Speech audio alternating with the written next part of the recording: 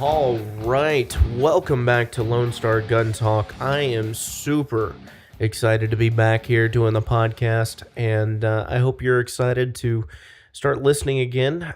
We took a little bit of an extended break from Christmas and New Year's because the wife and I went down to Riviera Maya, Mexico for a week. It was kind of a belated honeymoon, and it was a fantastic time. I definitely ate too many tacos.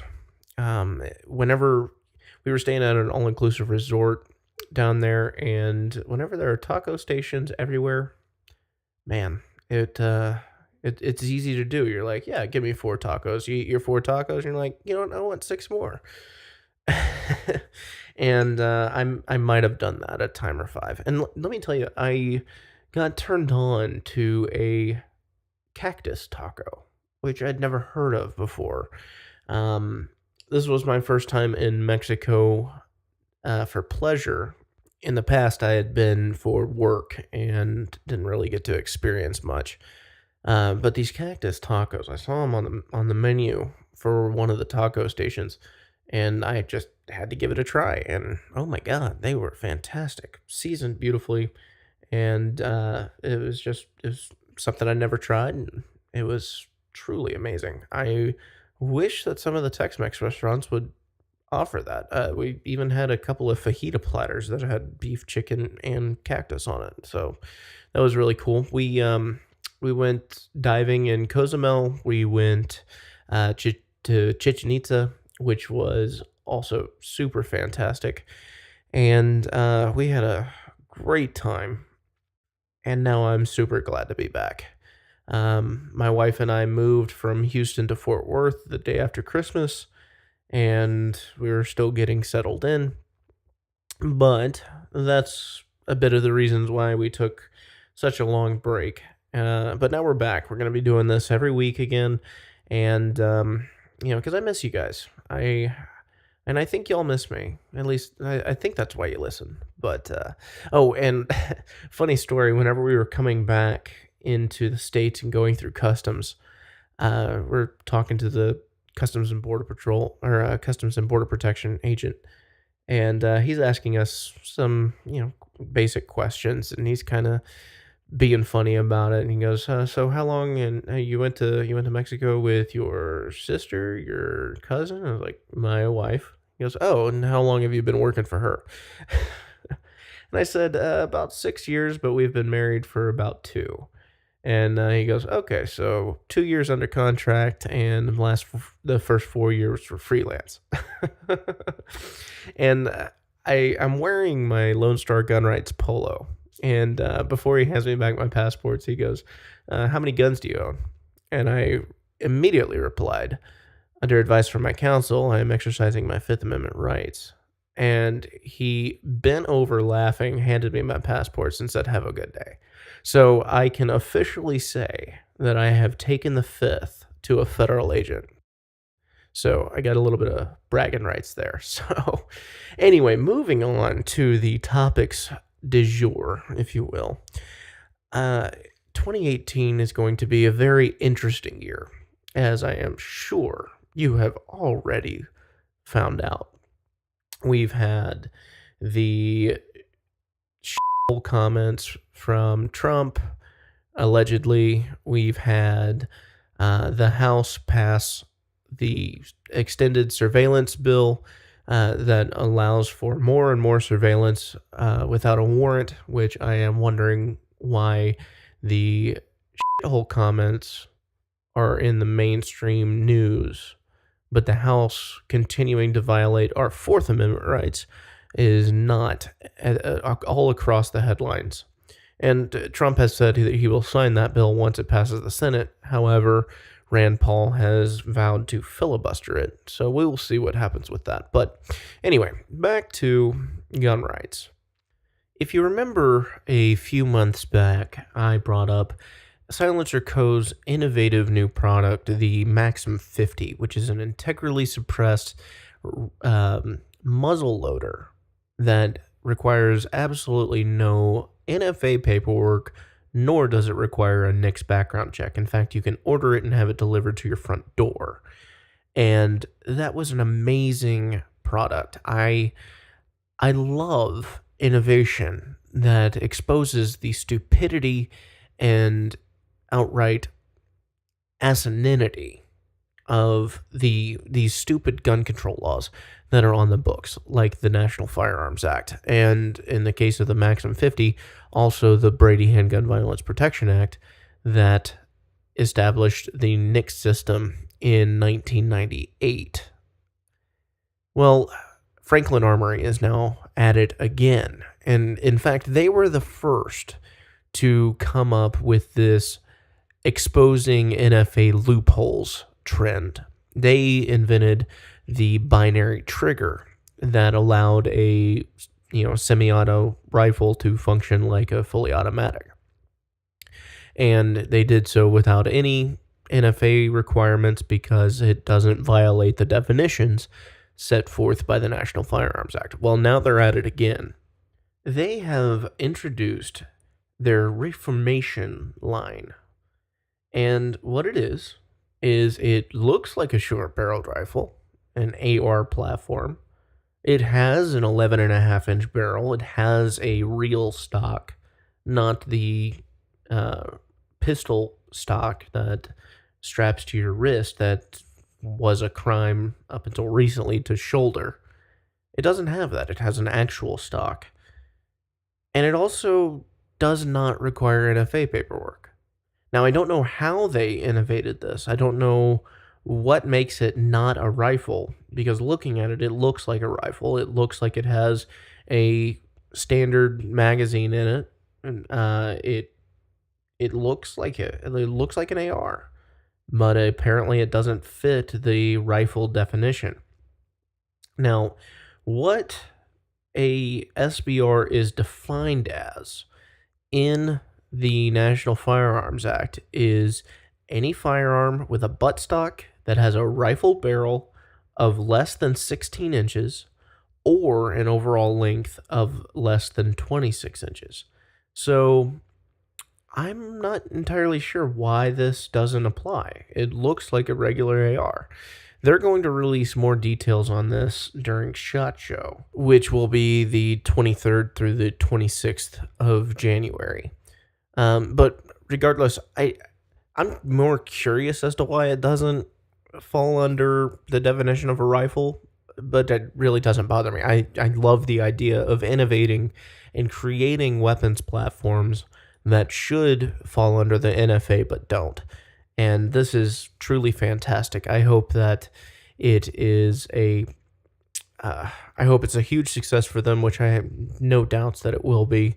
I will be reaching out trying to get one to review, although I am also positive that those are going to be on back order, just like the Maxim 50 was whenever it came out.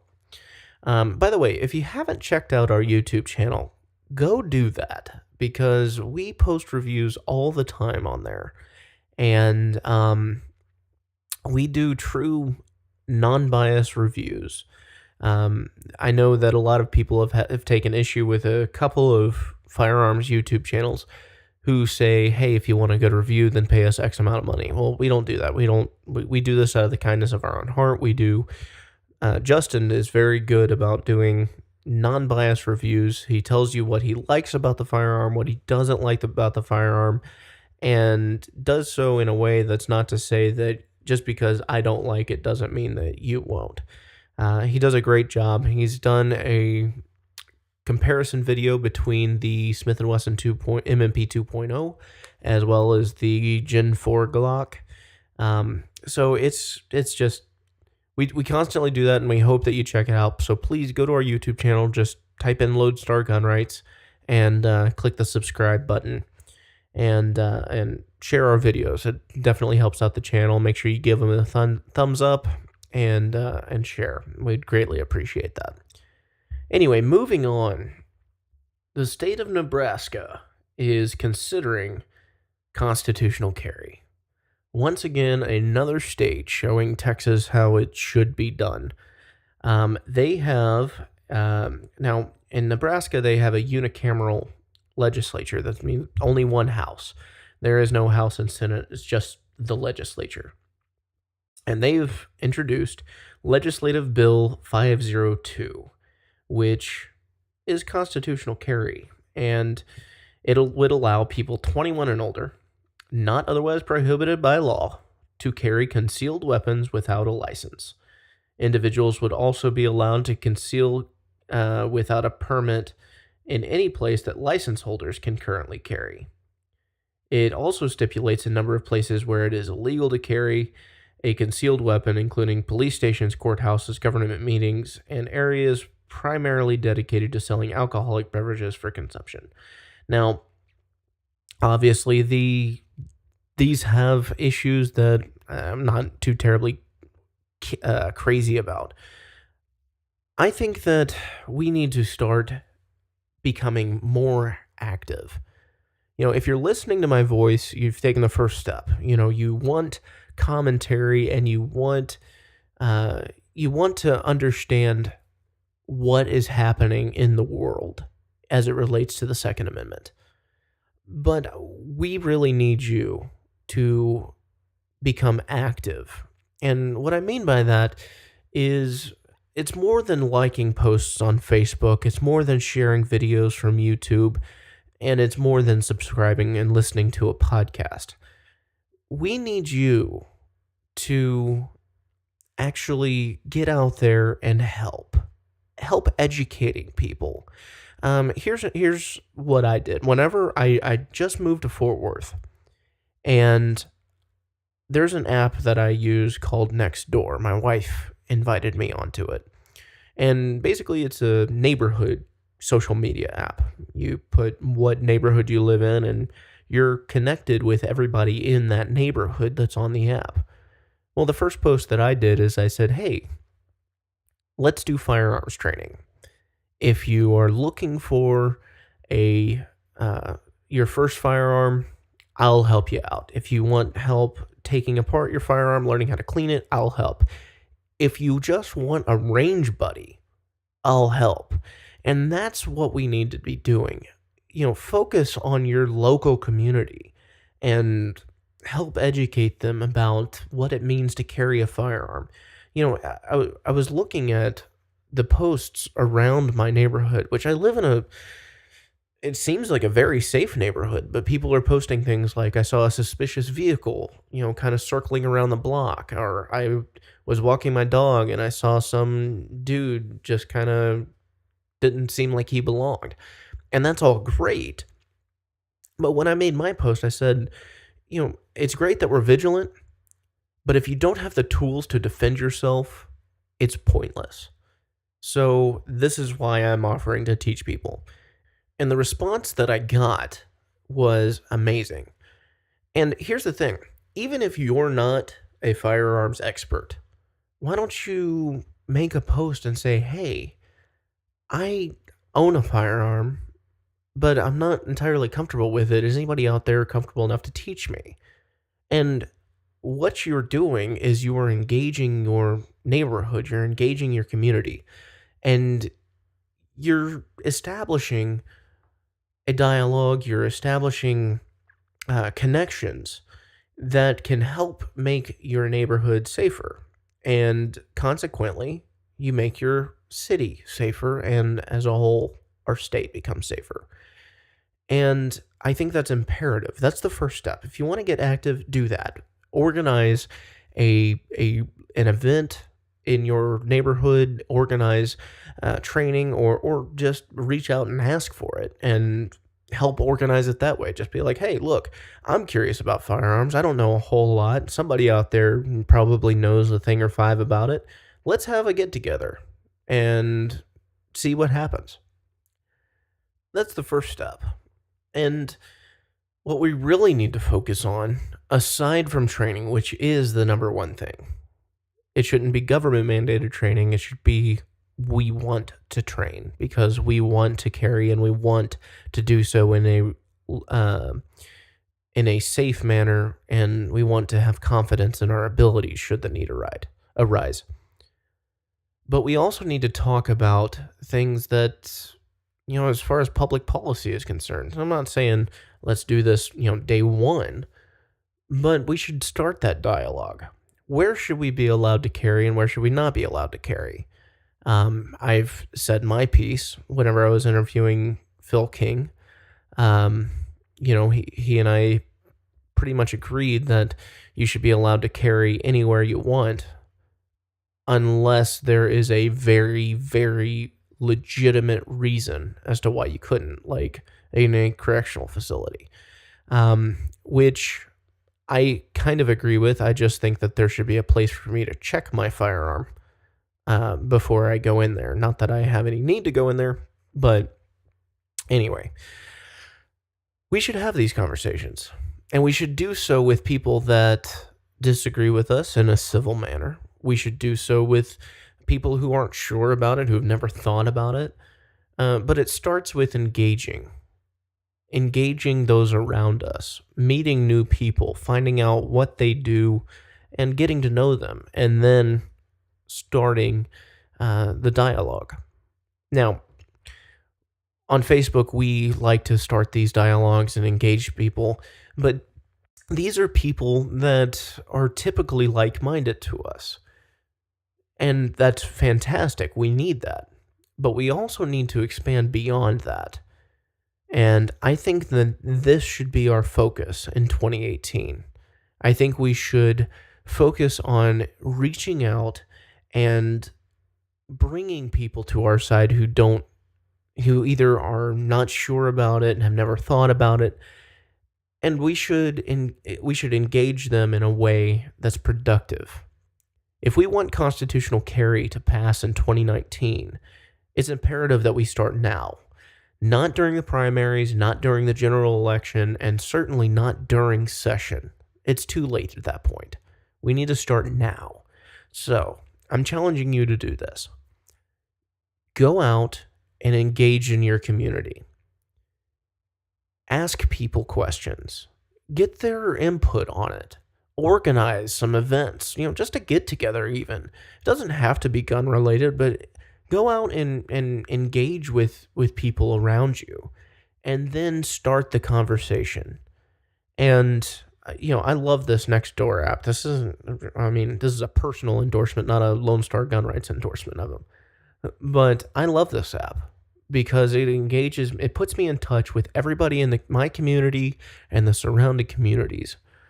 And it does so in a way that I can reach them about anything. Now, most people are posting things like, hey, my dog got out. If you see him, here's a picture of him. Or, hey, I found a cat. Or, things like that. Or, hey, anybody know how to teach piano? I'm interested in piano lessons. Take control and let's make this happen. We need support. We have support. We have a lot of it. But we need all the support we can get. We can't let complacency set in because otherwise it'll be 2021 and we're having the same conversation. So that's my challenge to you, and I hope that you take it up. And side note before I continue on, that doesn't mean that we have to agree on everything. I posted on our Facebook page on January 1st that it's okay to disagree. I've made my stance very clear. I don't support background checks, but many people do, and that's fine. Remember that it's okay to disagree agreeably. We don't always have to agree on the details. And, I know a lot of things that do sound good on paper, such as background checks. But that doesn't mean that 100% of the time we have to agree. We agree on the vast majority of things as it relates to the Second Amendment. That's why you're here. So just because I say something doesn't mean that you have to agree with it. And just because you engage with in a conversation with somebody, just remember, it is okay to disagree. Even if you talk to somebody and they say guns should be illegal and you shouldn't have the right, just remember, they're entitled to their opinion. And if you don't agree with that opinion, just say, okay, we'll agree to disagree. And if you can continue that discussion, then by all means do, but make sure that you remain civil. So, anyway, take that for what it's worth. I challenge you to engage in your community. And finally, now I'm actually moving on. There is an interesting piece that was published by ammoland.com, and it kind of goes with what I'm talking about. It's the headline is "We are losing Congress unless gun owners become gun activists." And it says this: picture this: Chuck Schumer as Senate Majority Leader with Dianne Feinstein as Chairman of the Senate Judiciary Committee. How do you think that will play out for your rights? In the House, the scenario is just as dire, with Nancy Pelosi as Speaker and Jerry Nadler and Sheila Jackson Lee leading an anti-gun rights rogues gallery in the House Judiciary Committee. That is an awful picture that I never want to see happen. And he goes on to say that we need to get active. He says, for those who care about the right to arms, the time to start getting involved in politics is right now, not in November or October or July. Right now, you can begin learning about candidates, volunteering for campaigns, and getting involved in your local party structure. And he says throughout that your local politics is incredibly important. This kind of goes with what I was saying earlier. And to get active, you don't have to volunteer for a political campaign. You don't have to give money to candidates. And I would encourage you, if you can't afford to, don't. If you can afford to, do so only if you truly believe in what they stand for. I stopped giving to the Republican Party as a whole because the Republican Party, as a party, doesn't represent my ideals. We have squishy, spineless Republicans in office, both in the state level and the federal level, that will sell us out at the drop of a hat. We saw it with John Cornyn after the Las Vegas shooting, which, by the way, I haven't heard anything about since. So, what is the solution? Well, I donate directly to candidates that I like. You know, you have people like Jonathan Stickland, who has proven that he values our right to bear arms. He has fought for our right to bear arms. You have other people like Matt Rinaldi and Briscoe Kane. All of these great statesmen who have really fought for our rights, and not just saying that they do and touting their NRA rating and TSRA endorsement. They actually fought for things, and that's what we need to look for. So outside of engaging your communities in these discussions, I encourage you to go out and support your candidates and other candidates that you like. If there is nobody on your ballot that you support, feel free to leave it blank. Your right to not vote is just as important as your right to vote.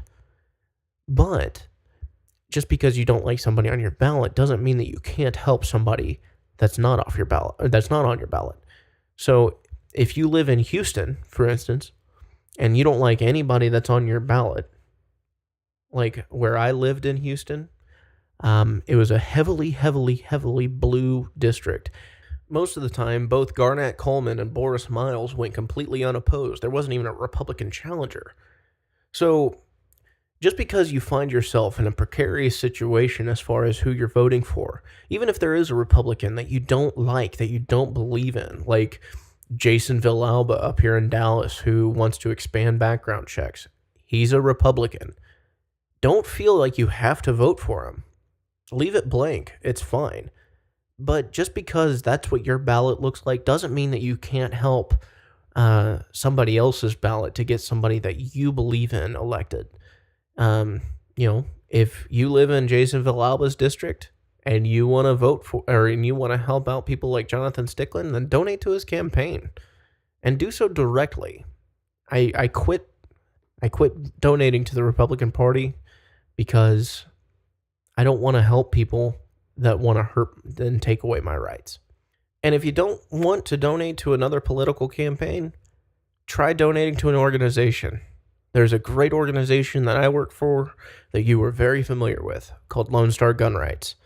And under no circumstances will we ever sell out your rights in order to cut deals. We don't do that. We're not going to say, oh, we oppose this legislation and then work with people on the other side to make it less awful and say, oh, okay, I guess we're okay with that. We don't do that. It's either okay and in line with the Second Amendment, or it's not. There is no in between. If it's not, we will oppose it. 1,000%. If you want to donate to Lone Star Gun Rights, I highly encourage you to do so. Go to lonestargr.com, and under Get Active, there is a donate button. Click that and give as little or as much as you want. You know, we just crossed 100,000 followers on Facebook, and if everybody donated $1, imagine what we could do with that. Just $1. You know, every dollar that's donated is an extra round in our magazine that we get to use in our fight to defend the Second Amendment. And I mean legitimately fight to defend the Second Amendment. Anyway, that's going to do it for me today. Please subscribe to the podcast, share it with your friends, donate to our organization if you can. And until next Sunday, Lone Star Gunners, arm yourself with knowledge and share the ammo.